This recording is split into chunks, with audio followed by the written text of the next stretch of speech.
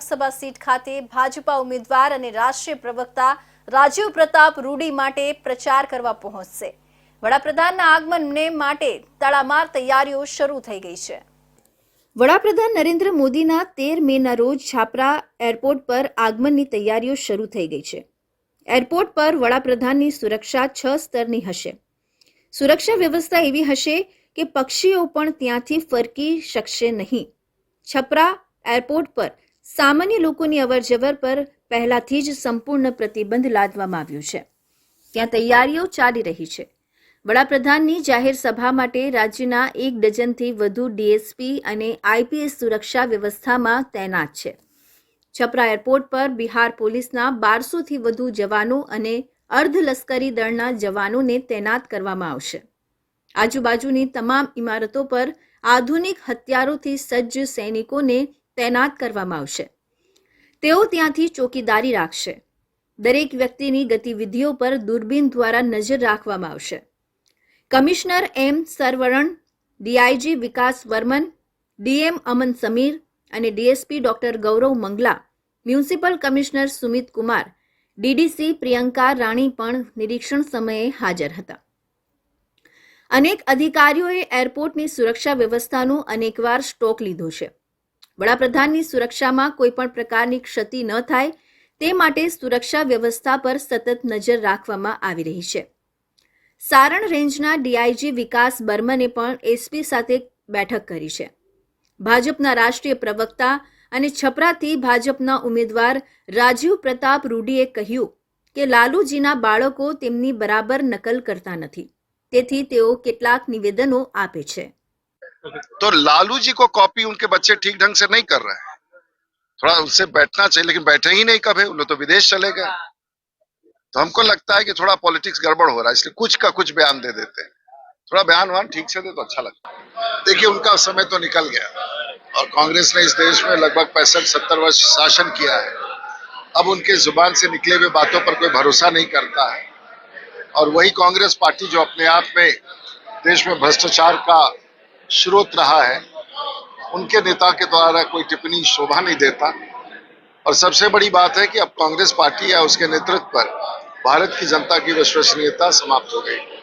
છપરાથી ભાજપના ઉમેદવાર રાજીવ પ્રતાપ રૂડી હંમેશા રાહુલ ગાંધીના નિવેદન પર નિશાન સાધતા હતા, પરંતુ જ્યારે એમને લાલુ પ્રસાદ યાદવના નિવેદન અંગે પૂછ્યું ત્યારે એમણે કહ્યું કે આ દિવસોમાં લાલુજી શું કરી રહ્યા છે તેનું કોઈ મહત્વ નથી, કારણ કે બિહારમાં કોંગ્રેસ આરજેડી અપ્રસ્તુત બની ગયા છે અને જે પાર્ટી અપ્રસ્તુત હોય એવી પાર્ટીના नेता કંઈ પણ કહે એનું કશું મહત્વ નથી।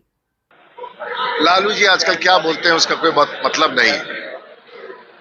और जिस तरह से बिहार में कांग्रेस पार्टी अप्रासंगिक हो चुकी है, उसी प्रकार से लालू प्रसाद जी और लालू प्रसाद यादव जी की भी पार्टी अप्रासंगिक हो चुकी है। और जिस राजनीतिक दल की अप्रासंगिकता बिहार में स्थापित हो गया हो, उसके नेता के बयान का कोई महत्व नहीं। પ્રધાનમંત્રીના આગમનને લઈને થઈ રહેલી સમગ્ર વ્યવસ્થા માટે ભાજપા પ્રત્યાશી રાજીવ પ્રતાપ રૂડીએ સ્થળ નિરીક્ષણ કર્યા બાદ વિગતો જણાવતા કહ્યું હતું કે વડાપ્રધાન નરેન્દ્ર મોદી 13 મેના રોજ છાપરા આવશે, જાહેર સભાને સંબોધશે। આ સમયે 3 થી 4 લાખ લોકો હાજર રહેશે। છેલ્લા 30 વર્ષનું રેકોર્ડ બ્રેક થયું છે। આ અંગે ગુજરાત માધ્યમિક અને ઉચ્ચતર માધ્યમિક શિક્ષણ બોર્ડના અધ્યક્ષ બંછાનિધિ પાનીએ માહિતી આપી હતી। ગુજરાત માધ્યમિક અને ઉચ્ચતર માધ્યમિક શિક્ષણ બોર્ડ દ્વારા ગત માર્ચ માસમાં યોજાયેલી ધોરણ 10ની પરીક્ષાનું પરિણામ જાહેર કરવામાં આવ્યું છે। આ વર્ષે એટલે કે 2024ના વર્ષનું 82.56% રિઝલ્ટ આવ્યું છે, જ્યારે ગત વર્ષ 2023 કરતાં 17.94% પરિણામ વધ્યું છે। આ વર્ષે એટલે કે 2024ના વર્ષનું છેલ્લા 30 વર્ષનું રેકોર્ડ બ્રેક રિઝલ્ટ આવ્યું છે। આ વર્ષે છોકરાઓ કરતાં છોકરીઓએ બાજી મારી છે। 2023 કરતાં આ વર્ષે 17.94% વધુ પરિણામ આવ્યું છે। સૌથી વધુ ગાંધીનગર જિલ્લાનું 87.22% પરિણામ આવ્યું છે। આ વર્ષ કરતાં A1 ગ્રેડ વિદ્યાર્થીઓની સંખ્યા 4 ગણી વધી છે। ગત વર્ષે A1 ગ્રેડ મેળવનારા વિદ્યાર્થીઓની સંખ્યા 6111 હતી, જ્યારે આ વર્ષે A1 ગ્રેડ મેળવનારા વિદ્યાર્થીઓની સંખ્યા 23,247 પહોંચી છે। ગુજરાત માધ્યમિક અને ઉચ્ચતર માધ્યમિક શિક્ષણ બોર્ડના અધ્યક્ષ બંછાનિધિ પાનીએ જણાવ્યું હતું કે ગુજરાત માધ્યમિક અને ઉચ્ચતર માધ્યમિક શિક્ષણ બોર્ડ દ્વારા માર્ચ 2024માં લેવાયેલા માધ્યમિક શાળાંત પ્રમાણપત્ર પરીક્ષાનું પરિણામ જાહેર કરતા આનંદની લાગણી અનુભવું છું। આ વર્ષે માધ્યમિક શાળાંત પ્રમાણપત્ર પરીક્ષા રાજ્યના 84 ઝોનના 981 કેન્દ્રો પર લેવામાં આવી હતી, જેમાં 3184 પરીક્ષા સ્થળો અને 31,829 બ્લોક ઉપયોગમાં લેવામાં આવ્યા હતા। કુલ 981 કેન્દ્રોમાં આજે પરીક્ષા લેવામાં આવ્યું હતું।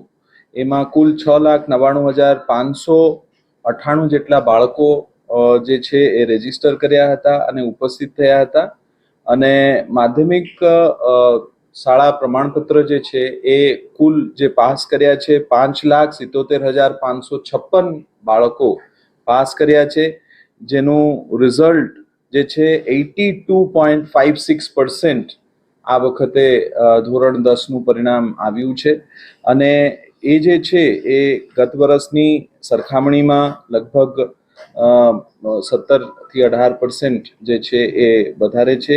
એનો આપણને આનંદ છે કે બાળકો આ વખતે પણ જે 10મા ધોરણના રિઝલ્ટ છે એમાં ખૂબ સારા પરિણામ દર્શાવ્યા છે।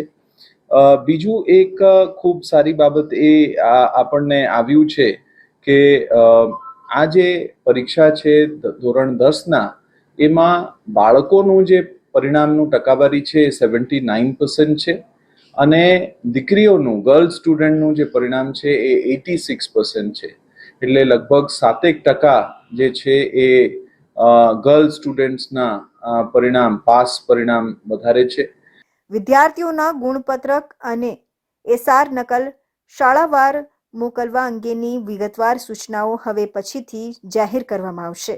પરીક્ષા બાદ ગુણ ચકાસણી અને દફતર ચકાસણીની સૂચનાઓ બોર્ડની વેબસાઇટ પર મૂકવામાં આવશે। 85.72% પરિણામ જાહેર થયું છે। આ પરીક્ષામાં મહેનત કરી પાસ થયેલા તેજસ્વી તાલાઓમાં ભારે ખુશી જોવા મળી હતી। ધોરણ 10નું બોર્ડનું પરિણામ જાહેર થયું છે, ત્યારે અરવલ્લી જિલ્લાનું 85.72% પરિણામ જાહેર થયું છે।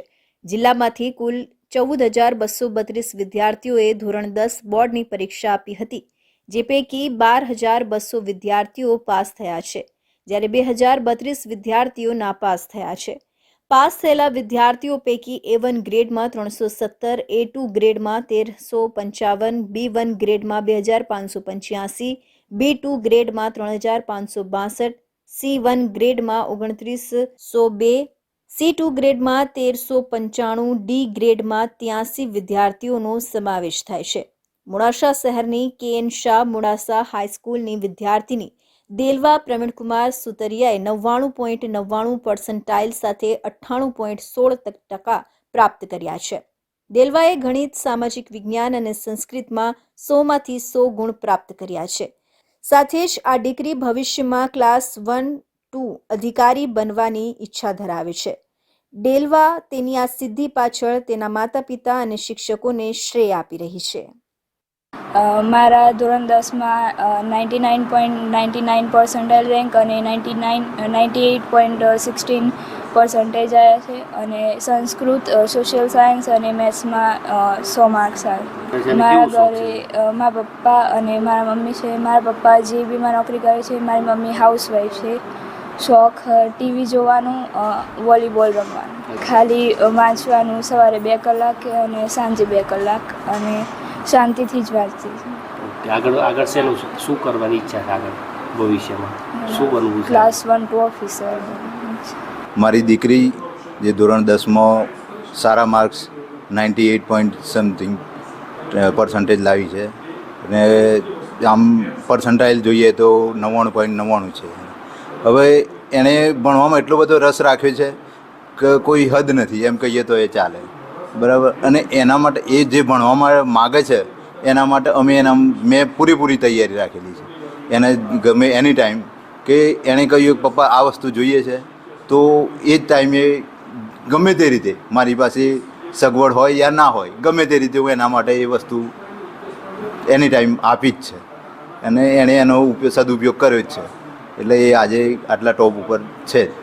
જિલ્લામાં સૌથી વધુ વાંકાનેર કેન્દ્રનું 94.32% અને સૌથી ઓછું બાયડનું કેન્દ્રનું 63.48% પરિણામ જાહેર થયું છે. ગત વર્ષની તુલનામાં આ વર્ષે ખૂબ જ સારું પરિણામ આવતા વિદ્યાર્થીઓમાં અનેરો ઉત્સાહ જોવા મળી રહ્યો છે. વડાને આવેદનપત્ર આપવાની તૈયારી બતાવવામાં આવી છે. અરવલ્લી જિલ્લામાં લોકસભાની ચૂંટણી દરમિયાન ભાજપના યુવા નેતા હિમાંશુ નરેન્દ્રભાઈ પટેલ મેઘરજ ખાતે પાર્ટીના કામકાજ અર્થે ગયા હતા અને તેઓ રામગઢી તરફથી પરત થઈ રહ્યા હતા. હુમલામાં હિમાંશુ પટેલને જમણા હાથ પર કોણીથી ઉપરના ભાગે અને છાતીના ભાગે છૂટા ઈજાઓ પહોંચી હતી.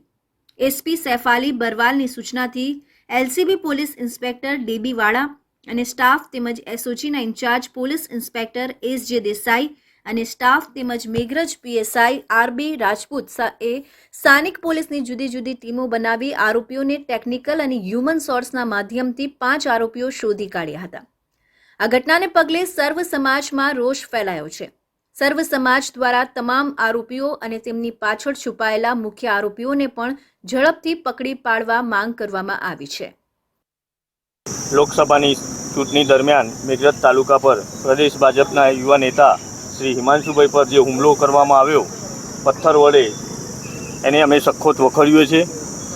આ હુમલાના આરોપી 5 આરોપીની ધરપકડ કરવામાં આવી છે અને આ 5 આરોપીના પાછળ જે કાવતરું કરનાર માણસોને જલ્દીથી પકડવામાં આવે અને આગળની કાર્યવાહી કરવામાં આવે એવી અમારી સર્વ સમાજ વતી માગણી છે. અમે કલેક્ટર સાહેબને આવેદનપત્ર આપવાના છે.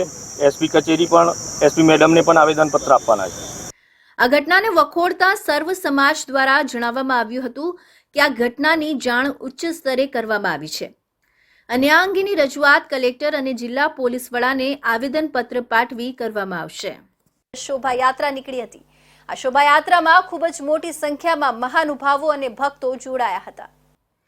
જૂનાગઢમાં શુક્રવારના રોજ બ્રાહ્મણના આરાધ્ય અને ઇષ્ટદેવ એવા ભગવાન પરશુરામના જન્મોત્સવ નિમિત્તે સમસ્ત બ્રહ્મ યુવા સંગઠનના નેજા હેઠળ શહેરના તળાવ દરવાજા ખાતે આવેલા જાગનાથ મહાદેવ મંદિર ખાતેથી એક વિશાળ શોભાયાત્રા નીકળી હતી. આ શોભાયાત્રામાં ગરવા ગિરનાર પર બિરાજમાન ભગવાન દત્તાત્રેય ટૂંક તેમજ ભૂતનાથ મહાદેવ મંદિરના મહંત મહેશગીરી બાપુ ગિરનાર પર્વત પર આવ્યા. જટાશંકર મહાદેવ મંદિરના મહંત પૂર્ણાનંદ બાપુ, સમસ્ત યુવા સંગઠનના સંસ્થાપક જયદેવભાઈ જોશી, કાર્તિકભાઈ પીસી ભટ્ટ, શહેર ભાજપ પ્રમુખ પુનિતભાઈ શર્મા, કેડી પંડ્યા, સાધુ સંતો અને આગેવાનો તેમજ મોટી સંખ્યામાં બ્રહ્મ સમાજના ભાઈઓ બહેનો જોડાયા હતા. હર હર મહાદેવ, જય જય પરશુરામ નારાઓથી સમગ્ર શોભાયાત્રાના માર્ગને ભક્તિમય બનાવ્યો હતો. આ શોભાયાત્રા જાગનાથ મહાદેવ મંદિરેથી પ્રસ્થાન કરી શહેરના તળાવ દરવાજા, એમજી રોડ, કાળવા ચોક થઈ બહાઉદ્દીન કોલેજ સામે આવેલા ભૂતનાથ મહાદેવ મંદિર ખાતે પૂર્ણ થઈ હતી. બીજી તરફ આ શોભાયાત્રામાં કોઈ અનિચ્છનીય બનાવ ન બને તે માટે સુરક્ષા વ્યવસ્થામાં રોકાયેલા પોલીસ કર્મચારીઓમાં જૂનાગઢ શહેરના બી ડિવિઝન પોલીસ સ્ટેશનમાં ફરજ બજાવતા એક મહિલા પોલીસ કર્મચારી પોતાના 1.5 વર્ષના દીકરાને સાથે લઈ પોતાની પોલીસ તરીકેની અને એક માતા તરીકેની ફરજ બજાવતા જોવા મળ્યા હતા.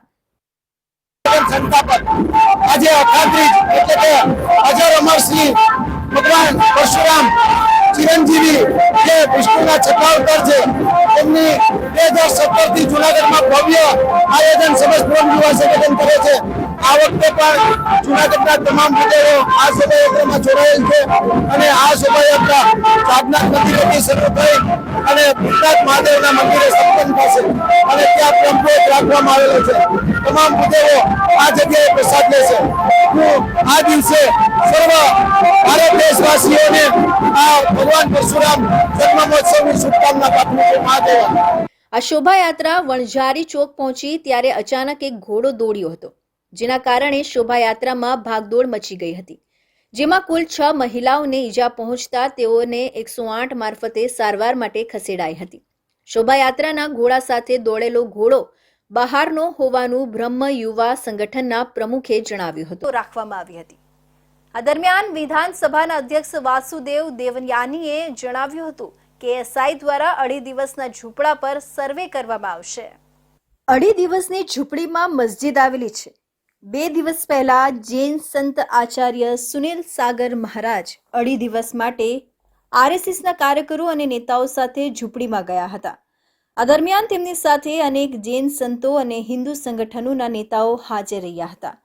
તેમણે કહ્યું કે ભારતીય સંસ્કૃતિ સમાધાનની સંસ્કૃતિ છે અને ભગવાન રામ અને મહાવીરે અહિંસાનો સંદેશ આપ્યો હતો. મિત્રતાની ભાવના હોવી જોઈએ, એકબીજા માટે આદર હોવો જોઈએ. તેણે કહ્યું કે ઇતિહાસમાં તે લગભગ 2.5 દિવસની ઝૂંપડપટ્ટીનો અભ્યાસ કરતો હતો. તે સંસ્કૃત મહાવિદ્યાલય હતું અને એક સમયે મંદિર પણ હતું.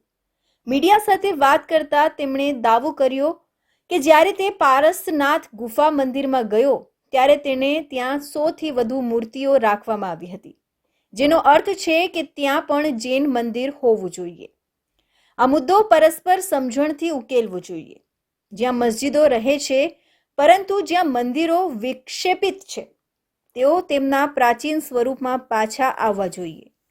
સમગ્ર વિવાદમાં અજમેરના ડેપ્યુટી મેયર નીરજ જૈને પણ દાવો કર્યો છે કે ત્યાં એક જૈન મંદિર છે અને ખંડિત મૂર્તિઓ મળી આવી છે.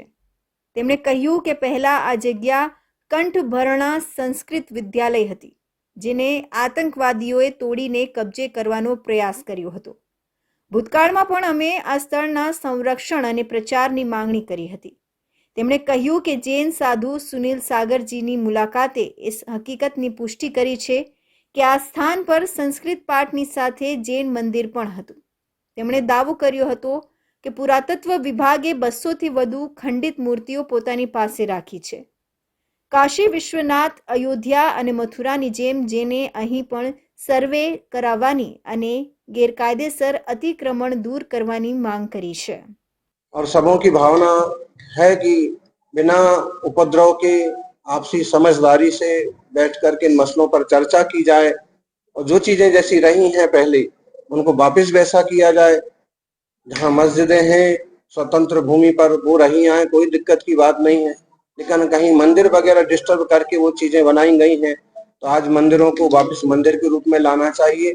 अगर वहाँ प्रतिमाएं होने की संभावना है तो वहाँ खुदाई वगैरह हो और वो तीर्थंकरों की प्रतिमा वहाँ अगर मंदिर बने तो सबसे अच्छी बात है. और नहीं बन पाए तो कम से कम जो जिन मंदिरों की प्रतिमाएं, जिन देवताओं की प्रतिमाएं उन लोगों तक पहुंचाई जाए. किसी भी एक अच्छे तरह का न्याय हो ताकि जो देवताओं की, तीर्थंकरों की, महापुरुषों की भक्ति करने वाले लोग हैं उनके मन न दुखें और उनकी प्रतिमाएं भी सम्माननीय रूप से पूजी जाए. अजमेर में स्थित तथाकथित 2.5 दिन का झोपड़ा जो कि कंठाभरण संस्कृत विद्यालय हुआ करता था, जो स्थान हमारे देवी देवताओं, हमारे आराध्य देव और जैन तीर्थ, जैन हमारे जो चिन्ह है उसका स्थान हुआ करता था, उसको अताताइयों द्वारा जिस प्रकार के तोड़ करके उसको कब्जा करने का प्रयास किया, इसको लेकर के हमारे द्वारा पूर्व में भी मांग केंद्र सरकार और राजस्थान सरकार से की गई थी कि आर्कियोलॉजिकल सर्वे ऑफ इंडिया जो भारतीय पुरातत्व विभाग है जिसके अंडर में आता है, इस स्थान को काशी विश्वनाथ की तरह, मथुरा के कृष्ण जन्मभूमि की तरह इस स्थान को भी संरक्षित और संवर्धित किया जाए. और ये जो पुराना जो स्थान था, जो यहाँ पर संस्कृत विद्यालय था, जो यहाँ पर हमारे आराध्य देवी देवताओं के चिन्ह जो यहाँ पर खंडित किए हुए हैं, उनको वापस से पुनर्स्थापित करने का प्रयास किया जाना चाहिए. જ્ઞાન સંતો 2.5 દિવસ ઝૂંપડીમાં રહ્યા પછી એક ઓડિયો સામે આવ્યો છે, જે અંજુમન સેક્રેટરી સૈયદ સરવત ચિસ્તીનો હોવાનું કહેવાય છે. દાવો કરવામાં આવે છે કે સાબર કેવી રીતે જીવ્યા તે સાંભળવામાં આવી રહ્યું છે કે લોકો 2.5 દિવસ સુધી કપડા વગર ઝૂંપડીમાં કેવી રીતે ગયા. અંદર એક મસ્જિદ પણ છે. આ નિવેદન બાદ વિધાનસભા અધ્યક્ષ વાસુદેવ દેવનાની અને અન્ય બીજેપી નેતાઓએ સચિનના આ ઓડિયો નિવેદનની આકરી નિંદા કરી છે. દેવલાણીએ કોઈ સર્વોચ્ચ વ્યક્તિ પાસેથી માફી માંગી છે. તેમણે એમ પણ કહ્યું છે કે 2.5 દિવસ સુધી ઝૂંપડાનો સર્વે કરવા માટે પત્ર લખવામાં આવશે. તેની પાછળ એક લાંબો અને તદ્દન વિવાદાસ્પદ ઇતિહાસ હોવાનું માનવામાં આવે છે. કેટલાક ઇતિહાસકારો કહે છે કે પહેલા તે એક વિશાળ સંસ્કૃત મહાવિદ્યાલય હતું, જ્યાં તમામ આધુનિક વિષયો સંસ્કૃતમાં ભણાવવામાં આવતા હતા. આ પછી જ્યારે અફઘાન શાસક મોહમ્મદ ગોરી અહીંથી પસાર થયો ત્યારે તેના આદેશ પર કમાન્ડર કુતબુદ્દીન એબકે સંસ્કૃત કોલેજ હટાવીને તેની જગ્યાએ મસ્જિદ બનાવી. સંકુલમાં હિન્દુ, ઇસ્લામ અને જૈન સ્થાપત્ય કલાની મિશ્ર ઝલક જોઈ શકાય છે. ડેપ્યુટી મેયર નીરજ જૈને જણાવ્યું હતું કે રાષ્ટ્ર વિરોધી પીએફઆઈને સમર્થન કરનારા અને સેપરેટ ફ્રોમ બોડીના નારા લગાવનારા સરવર ચિસ્તીને જ્ઞાન સંત સુનિલ સાગરજીની સંસ્કૃત પાઠશાળાની મુલાકાત સામે વાંધો ઉઠાવવાનો કોઈ અધિકાર નથી. બ્રાહ્મણ પાસેથી સુનિલ સાગરજી દ્વારા લાવેલા જૈન ધને પણ એ વાતની પુષ્ટિ કરી છે કે આ સ્થાન પર સંસ્કૃત પાઠની સાથે જૈન મંદિર પણ હતું. કાશી વિશ્વનાથ, અયોધ્યા, મથુરાની જેમ આ સ્થળનું પણ સંરક્ષણ અને સંવર્ધન થવું જોઈએ અને ગેરકાયદે અતિક્રમણ દૂર કરવું જોઈએ. એસેમ્બલી સ્પીકર વાસુદેવ દેવનાનીએ કહ્યું કે 2.5 દિવસની ઝૂંપડી વિશે સત્ય જાણવા માટે ભારતીય પુરાતત્વ સર્વેક્ષણને પત્ર લખવામાં આવશે. જૈન મુનિઓ જીવન પર વસ્ત્રો ધારણ કરીને સમાજને તપ અને તપસ્યાથી ભરપૂર જીવનનો સંદેશ આપે છે. આવા જૈન સંતો વિરુદ્ધ ચિસ્તીનું નિવેદન અત્યંત દુર્ભાગ્યપૂર્ણ અને વિકૃત માનસિકતાનું સૂચક છે. આ ટિપ્પણી સમગ્ર જૈન સમુદાય અને સનાતન સંસ્કૃતિનું અપમાન છે. મતદાન યોજાયું હતું. ફરી કોઈ અનિચ્છનીય બનાવ ન બને તે માટે પોલીસે ચુસ્ત બંદોબસ્ત ગોઠવી દીધો હતો. ગુજરાતના ઇતિહાસમાં ક્યારેય ન બની હોય એવી લોકશાહીનું ચીરહરણ કરતી ઘટનાથી સૌ કોઈ અચંબિત છે. લોકસભા ચૂંટણીમાં ચાલુ મતદાન દરમિયાન બૂથ કેપ્ચરિંગ કરી સોશિયલ મીડિયા પર એને લાઈવ કરવામાં આવ્યું હતું. ભાજપના નેતાના પુત્રની આ હરકતના રાષ્ટ્રીય સ્તરે પડઘા પડ્યા છે. ચૂંટણી પંચે દાહોદ લોકસભા સીટમાં આવતા પરથમપુર ગામના બૂથ પર ફરી મતદાનના આદેશ આપ્યા હતા, જેથી આજરોજ પોલીસના ચુસ્ત બંદોબસ્ત સાથે મતદાન યોજાયું હતું. આ બૂથ પર 12 વાગ્યા સુધીમાં અંદાજે 404 લોકોએ મતદાન કર્યું હતું, જેની ટકાવારી પ્રમાણે 33% મતદાન થયું હતું. હાલ મતદાન પ્રક્રિયા પોલીસના ચુસ્ત બંદોબસ્ત સાથે યોજાઈ રહી હતી. ત્યારે ઇન્ડિયા ન્યૂઝ સાથે બંદોબસ્તને લઈ જિલ્લા એએસપી વિવેક ભેડાએ માહિતી આપી હતી. દાહોદ લોકસભા સમાવિષ્ટ સંતરામપુર વિધાનસભાની પ્રથમપુર જે બૂથ છે ત્યાં બૂથ કેપ્ચરિંગનો મામલો સામે આવ્યો હતો અને ત્યારબાદ ચૂંટણી પંચ દ્વારા ફરીથી મતદાન કરવાના આદેશ કરવામાં આવ્યા હતા. ત્યારે આજે એટલે કે 11 મેના દિવસે વહેલી સવારે 7 વાગ્યાથી મતદાન પ્રક્રિયા પોલીસના ચુસ્ત બંદોબસ્ત વચ્ચે યોજાઈ રહી છે. જિલ્લા કલેક્ટર, જિલ્લા એસપી સહિત ઓબ્ઝર્વર અધિકારીઓએ પણ આ મતદાન મથકની મુલાકાત લીધી છે અને પોલીસના ચુસ્ત બંદોબસ્ત વચ્ચે હાલ મતદાન પ્રક્રિયા યોજાઈ રહી છે. ખૂબ ઉત્સાહપૂર્વક ગામના જે મતદારો છે તે મતદાન કરવા માટે પહોંચી રહ્યા છે. ત્યારે આપણી સાથે વાત કરવા માટે જોડાયા છે મહીસાગર જિલ્લાના એએસપી વિવેક ભેડા સર, કે જેમની સાથે સીધી વાત કરીશું. સર, જણાવો કે જે મતદાન પ્રક્રિયા ચાલી રહી છે, કેવો પોલીસ ચુસ્ત બંદોબસ્ત અને કેવી તૈયારીઓ? ચુસ્ત પોલીસ બંદોબસ્ત રાખી દેવામાં આવેલો છે. જે બી ઇલેક્શનના નોર્મ્સ છે તે પ્રમાણે આ ક્રિટિકલ બૂથ હોય આપણે જે બી એસઆરપી છે તે પણ આપણે તૈનાત કરી દેવામાં આવેલી છે. ગઈકાલથી જ આ બંદોબસ્ત લાગી ગયેલો છે મતદાન બૂથની અંદર તેમજ બહારના વિસ્તારોમાં પણ. સાથે સાથે ડીપ પોઈન્ટ્સ પર અમે રિઝર્વ બંદોબસ્ત પણ રાખેલો છે. સાથે સાથે આ પાછું મતદાન થઈ રહેલું હોય, આપણે ગામનો ઉત્સાહ જળવાઈ રહે તો તે માટે ગઈકાલે આખું જિલ્લાનું વહીવટીતંત્ર તેમજ પોલીસ તંત્ર સાથે જઈને લોકોને મતદાન કરવા માટે અમે અપીલ પણ કરેલી છે અને તેના પરિણામ રૂપે આજે આપણે જોઈ બી શકીએ છીએ કે ઉત્સાહપૂર્વક લોકો મતદાન કરવા માટે આવી રહ્યા છે અને લાઈન પણ લાગેલી છે અને અંદર પણ આપણે મતદારો માટે બેઝિક એમ્યુનિટીઝ પૂરી પાડેલી છે. જી, તો આ હતા મહીસાગર જિલ્લાના એએસપી સર કે